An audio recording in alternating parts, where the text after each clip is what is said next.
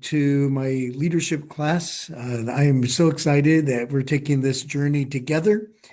Let me share my screen with you today, and let's see what we've got.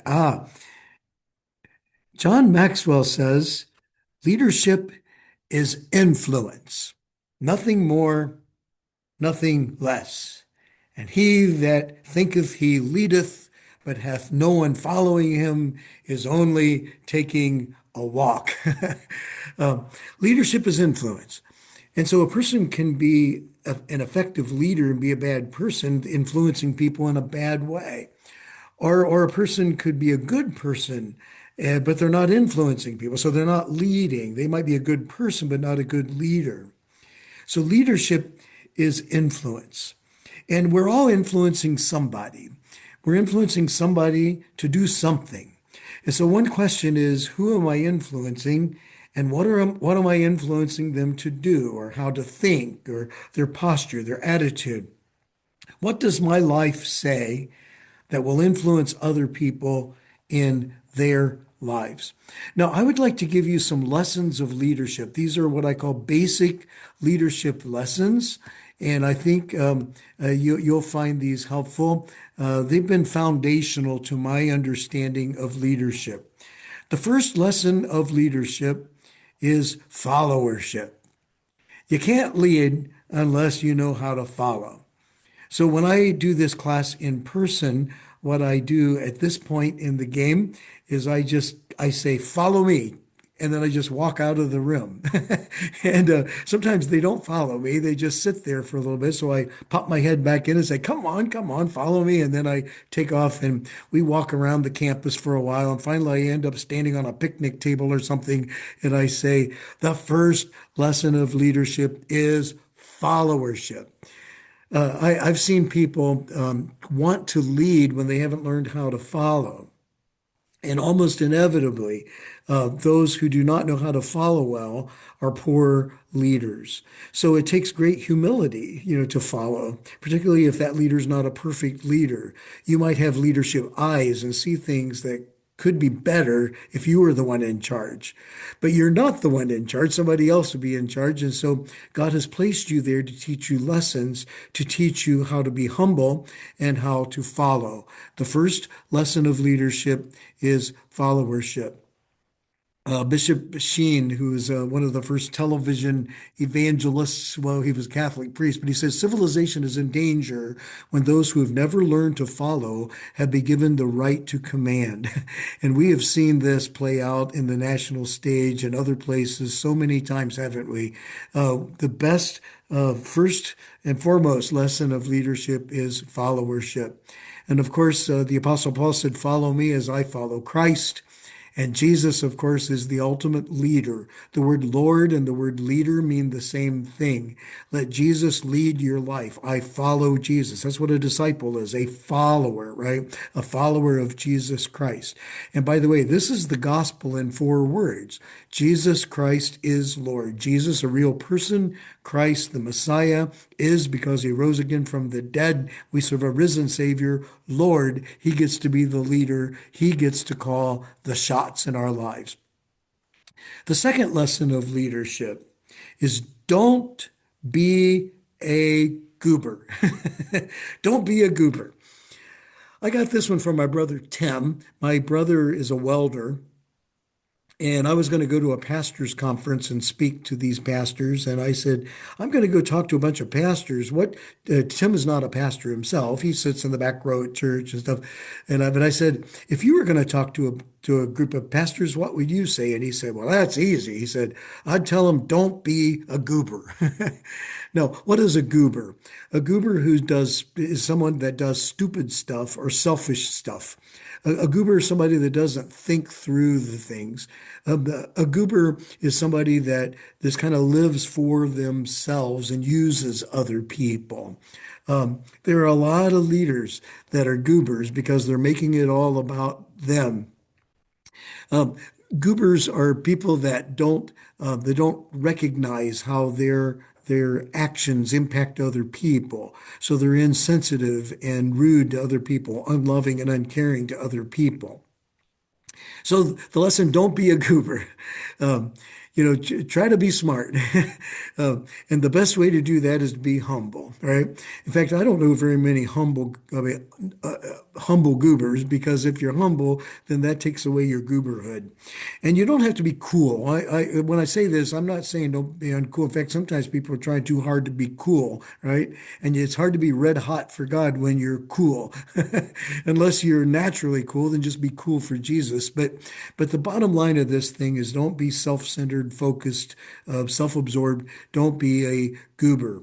Uh, the idea here again is to be a leader, not a boss, because a leader serves and a boss demands to be served. It's not about accumulating power. That's gooberhood if you're trying to just grab a hold of power, my precious, my precious. But it's empowering others. It's helping other people get to where they need to be. So if you can figure out a way to help other people achieve their dreams, their goals, their calling in life, there will always be a place for you in leadership. And when the power of love overcomes the love of power, the world will know peace. The old guitarist Jimi Hendrix said that. Third lesson of leadership. The third lesson of leadership is feed the goose. Feed the goose. One night I just woke up in the middle of the night, and it was so clear to me, and I awakened my wife Kathy. I shook her awake, honey, you gotta hear this. You gotta hear this. This is it. This is really what we need to do. And what? I said, feed the goose. Feed the goose. I don't know if I was having a dream about geese, or exactly why I was thinking that, but it was so vivid for me that it woke me up, and I had to just declare this: feed the goose. Now, what does this mean? There are certain things in our life that are goose things. These are the most important things, right? The most essential kinds of things. And what we need to do is feed that. So, like in your Christian life, for instance, your time with Jesus, your time with prayer, your spiritual growth, your spiritual life, that's your goose. And you can be so busy serving Jesus that you forget to feed the goose, and the goose starves to death. Or if in a marriage, the goose is the romance and the relationship, the just the connecting with one another, heart to heart. But if you're so busy and you take each other for granted, you're not feeding the goose anymore, and then the marriage starts to shrivel up. And for your own health and your own personal vitality, self-care, feed the goose. If you're really busy all the time, and just always serving everybody else, but always exhausted and everything, then you're missing it. You're neglecting the goose. Feed the goose. What's most important? Do that. Don't cook the goose. If the goose lays golden eggs, for heaven's sakes, don't cook it. Don't starve it. Don't neglect it. Take care of that goose, and that goose will keep on laying golden eggs for you. I want to share the spiritual leadership triangle, which kind of ties to this concept of feeding the goose. In spiritual leadership and in ministry, there are three main sides, I guess you'd say: um, the R, the L, and the D. The R stands for relationships, and the L stands for leadership, and the D stands for discipleship. So these three things need to be in balance for effective leadership. So the leadership side of that, that's leadership skills, that's planning, it's organizing, it's strategic thinking, it's setting values, it's budgeting, it's getting things done, delegating. Relationships, that's the glue that holds it all together. It's the oil in the machinery that makes things go smoothly. It's loving people well. And discipleship, then, of course, is your love for God and your growth in Him, your spiritual walk, your spiritual growth. I like to say that the job description of a pastor is to preach, pray, lead, and love. These four things: preach, pray, lead, and love. And so there's pray. Discipleship would be the pray. Leadership, that's the lead. There's love, relationships. And when you're preaching, maybe I could add that to the top, or maybe preaching does all three of these things. Perhaps you could say that. So I teach classes in all of these different areas. I teach preach classes, pray classes, lead classes, love classes. That's it. Well, anyway, Sometimes what happens is leadership becomes the base instead of discipleship. And for a leader, when leadership becomes the base rather than discipleship, and discipleship becomes one of the edges, what happens there is that a person starts using people. The project is more important than the people. You end up driving people, and so you use people to build your program rather than using your program to build the people. It's easy to fall into that trap, so that you're too busy to love well because you're leading and moving forward and you're doing the stuff you've got to do. This is what happens. You can run over people when leadership is the base. When relationships become the base, if the relationship's down here and discipleship is over here, then what happens is you become a people pleaser. And when you're a people pleaser, you don't want to hurt anybody's feelings. You want to make sure that you get everybody happy and all that kind of stuff. And so you sometimes then you fudge on truth telling because you don't want to offend anyone. And so you tiptoe around and you waffle around all kinds of things. And codependency falls into this, the idea of codependency. I remember in my early days as a pastor, that was my base, relationships. I wanted everybody to like me. And it's impossible when you're in ministry leadership to have everybody like you all the time if you're going to do a good job. Because eventually somebody's going to get mad at you about something. And you might as well just buckle that down. If you want everybody to be happy and like you, then don't go do ministry stuff. Drive an ice cream truck instead. That'll work. But other than that, ministry wise, that's a recipe for misery and failure. If you live for the applause of other people and the approval of other people, and your happiness and what your well-being rises and falls on what people think, you're going to be the most miserable person ever. So early on in my ministry, was my base, and I was kind of miserable in some of that. And I remember one time it had been a long stretch of ministry, and I'd been working really hard, like just night after night after night. Finally, I told my kids, "All right, tonight we're going to have a popcorn and watch movies night. That's what we're going to do. We're going to watch your favorite movies, and we're going to eat popcorn." And the kids are like, "Yay!" And so the popcorn is popping, and the phone rings, and there's this lady who calls, and she says, "Pastor, my husband and I were just talking, and we're really upset about some decisions that have been made here at the church. And well, frankly, we're thinking about leaving the church, and we would like for you to come over to our house so we can hash this out." And stupid me, I said, "Oh, no, no, no, please, I'm sure we can work something out. Oh, I don't want you to leave the church. I tell you what, I'll be over in just a few minutes. I'll come over. We can work this out." I hang up the phone and I turn around and I look, and there are my kids, and they're just staring at me like, "Dad, where are you going? I thought this was popcorn and movie night. You have to go somewhere else now?" And the Clue phone rang that day for Mr. Wilson. I'm thinking, what an idiot. I'm being a goober here. That's stupid. Why would I do that? Why would I do that to my kids? My kids are so important to me. They don't have another dad. Those people can get another pastor if they want, but my kids can't get another dad. So, man, it took every ounce of courage that I had because I just hated conflict. So I called that lady back up and say, "Hey, I'm so sorry." Right in front of my kids, they're listening to me. So I just told you I'd come over, but I can't. I'd made a previous promise to my kids that tonight was going to be popcorn and movie night, and I've got to keep my promise to my kids. So I'd be happy to meet with you a different day, but I can't meet with you tonight. She didn't understand that. She got mad and and so she left my church that day. I'm kind of grateful for that. She's afflicting another pastor somewhere now. Uh, but I tell you what, I lost that family, but I kept my kids.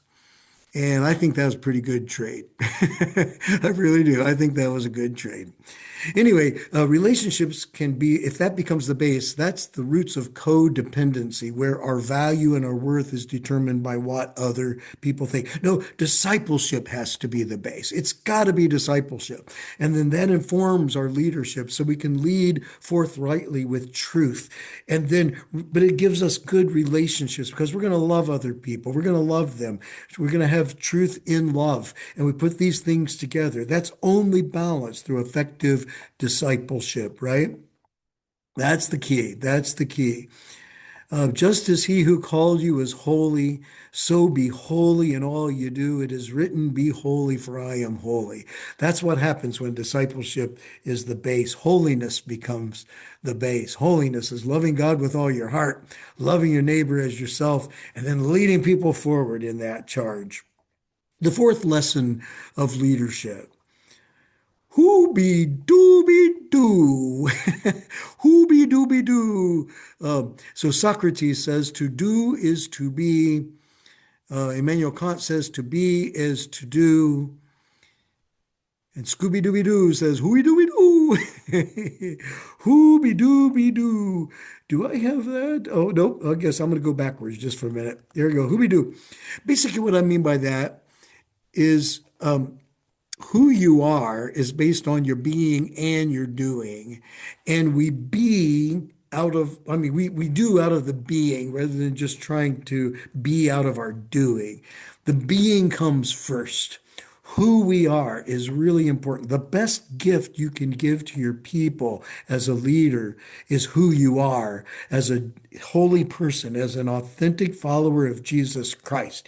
And then let the being come out of that. So be holy in all you do. Who be do be do. Who be do be do. It's being and doing together.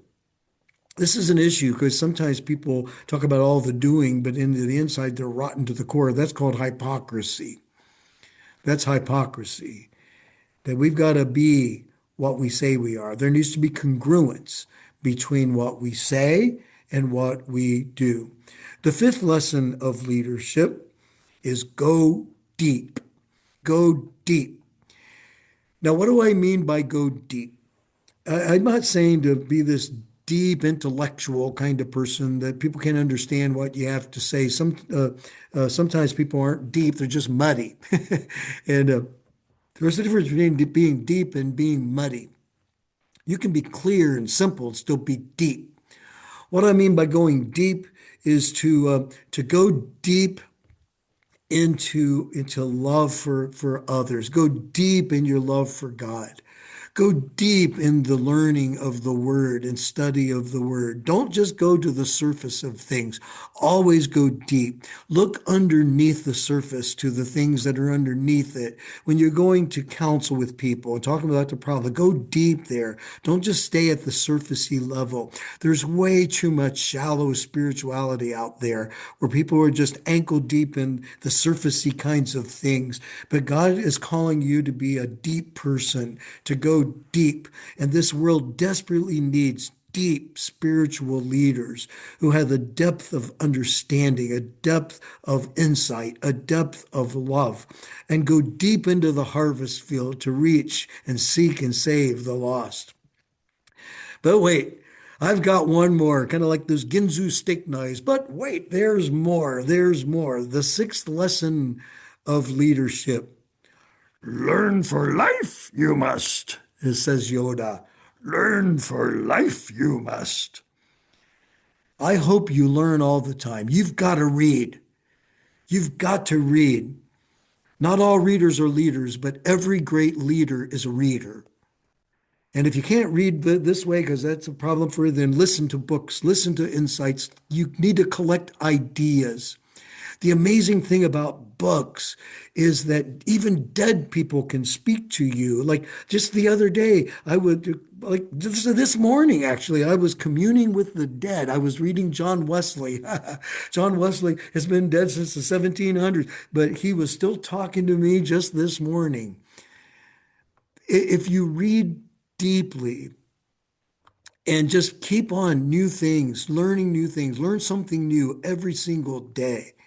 I mean, I'm an old man now. I'm 64 as I make this video, and I'm still learning something new every single day. I want to learn a new thing every day, and I hope you do too. Learn for life, you must. Uh, all all leaders are learners. Try not. Do not. There is no try. You know, all that wisdom stuff from Yoda. All right, last thing. As I am recording this, the Olympics are on right now, and it reminds me of the ancient Olympics who finished the race with a burning torch. And so in the Olympic ceremonies, that's what they do. They carry the torch from one thing to the next. I have a good friend, famous Dave, a barbecue guy. He actually ran the torch in an Olympics, and it was just awesome to see that. Anyway, they finished the race with the torch burning. And my prayer for you as we embark on this leadership class is that in your life, your leadership life, you will finish the race with your torch burning. Too many people bomb out, too many quit. They get discouraged or defeated, or they make stupid decisions, or they do goobery things and it derails them. But keep on running the race. And if you fall down, you pick yourself up and you keep on going. You finish the race with the torch burning. The Apostle Paul talked about this. He's coming towards the end of his life in his last letter that he wrote to young Timothy. And he said, I fought a good fight. I finished my course. I've kept the faith. There's a crown for me on the other side. Oh, and that's true for you. Fight the good fight. Finish your course. Do whatever you need to do. Do the next right thing. Keep putting one foot in front of the next and keep the faith. Finish the race. There was a story about a Norwegian prince who was rescued when the city was under attack, and two Viking knights took that young prince away. Hakon was his name, and they took young Hakon on skis. They skied him away about 26 or 27 miles, something like that, and they skied him away to safety. And then he came back later as the king, and he came back and he reclaimed his nation. And so that ski that these guys did, the two Vikings, it's commemorated by a ski race in the town that I came from before I came to South Carolina to teach in Hayward, Wisconsin. And about 10,000 skiers from all over the world, they ski the Birkebeiner is what it's called. The Birkebeiner was what the area was here when these guys did it. So it's called the Birkebeiner ski race. And so these skiers come from all over the place. The Olympians and plumbers and doctors and everybody, they all come together, thousands of skiers, and they put snow on Main Street, and they all finish the race on Main Street. Many start, not everybody finishes. A lot of people bow out halfway through because it's a full marathon on skis. What happens is on Main Street, do I have a picture of it? Yeah, on Main Street, people ring cowbells as they cheer the skiers in. And that I never skied the race. I just rang cowbells. I was a cowbell ringer. Somebody's got to be the cowbell ringer, right? Well, I'm ringing the cowbells, and year after year, for 26 years, I rang cowbells. Well, we would go down in the morning, or like late morning when the Olympians came in, and then I'd like to go back in the afternoon when the plumbers and the electricians and the funeral directors are coming in because those guys need cowbells.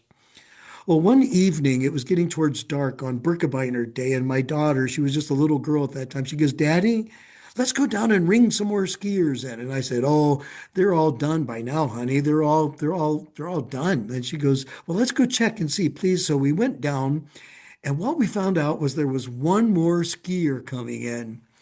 It was 94-year-old Herman Nunemacher.